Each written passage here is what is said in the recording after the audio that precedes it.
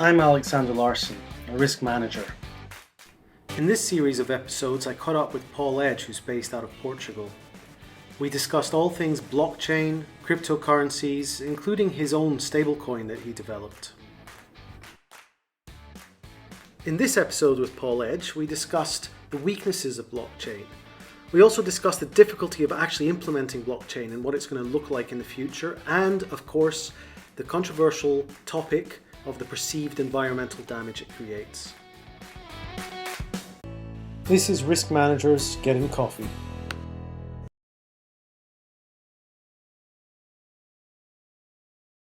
Obviously, in this kind of situation, one of the challenges is, I'm going to assume, getting people onto that blockchain to agree. You know, you're now needing to involve different parts of your supply chain and getting them to agree to do this. Yes. Well, part of IBM's business model is connecting different bits of technology. Yeah. And so adding blockchain as another part of that universe is not a bad thing for them, because they still have a lot of legacy systems that will require talking to blockchain. Right. So IBM is not threatened by blockchain in general, because they can sell services on top of blockchain.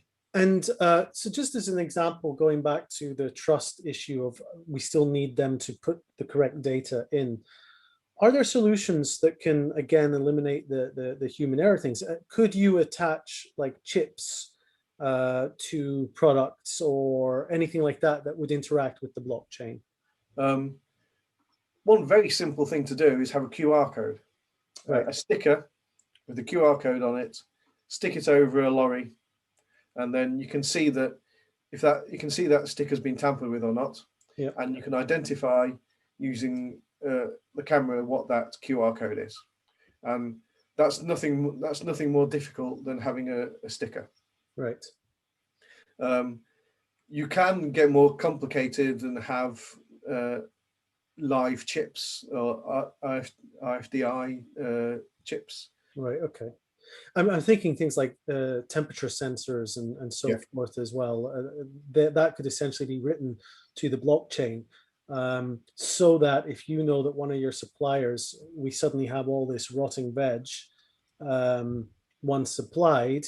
If we look at the blockchain, we can see that, okay, well, the temperature in these trucks from this supplier were not up to scratch. And yes, it can still be tampered with to an extent. They could potentially mess around with the sensors, but that's a lot more difficult than tampering with a general database. So sensors register that it's a bad temperature, and then the company edits to make sure that the temperature doesn't show, and now no one's any the wiser. So I think what we're talking really about here is that most risks are due to human factor, either human error or deliberate actions of humans. I think 80% roughly, sometimes up to 90% in the IT world, cyber risks and so forth, it comes down to human factor. And we're just trying to reduce that where possible. And blockchain makes it more difficult.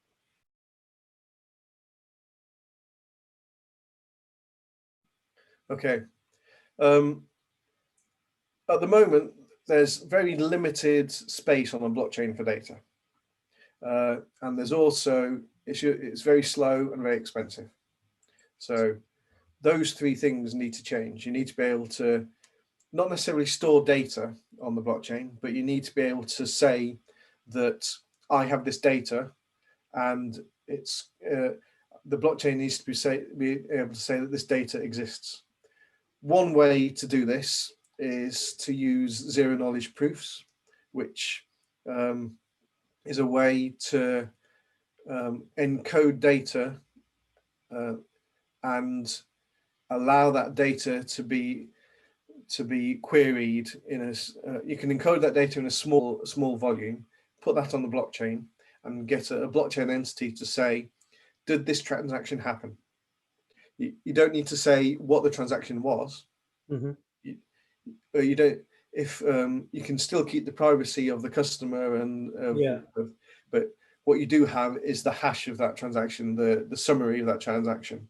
The future of blockchain will progress because you'll have a small amount of data being written to the blockchain each time, but behind that will be a huge mass of data that can be almost anything. So that solves the size type of things. Cost will come down when people start using it more. You can have a very cheap blockchain at the moment by having a private permission blockchain. So if you and I set up a blockchain between us, then it'll cost nothing to only the server time, but it won't be trustworthy. It's very hard to have a lot of transactions, a lot of data, and keep it decentralized so that it's trustworthy. Those three things together are very difficult to combine.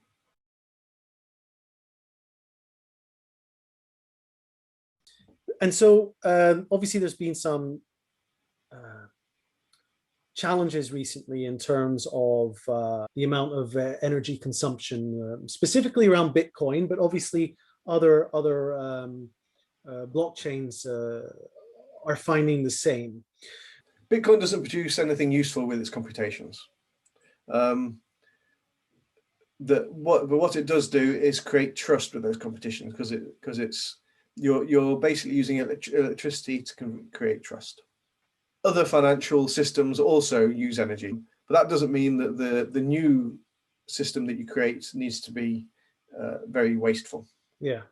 If companies are concerned about ESG, then at the moment something like Bitcoin might not be seen as something that's ESG acceptable. Yeah. But in the future, having a database that's shared by everybody, that is efficient and actually produces useful proof of work, that would be much more socially acceptable than some of the current blockchains that exist at the moment.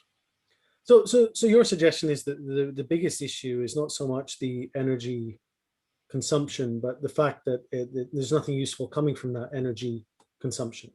Yes. Yeah. And of course, with green energy coming out as well, that's another aspect that, obviously miners might start moving to greener energy, and that's something that countries can actually encourage. There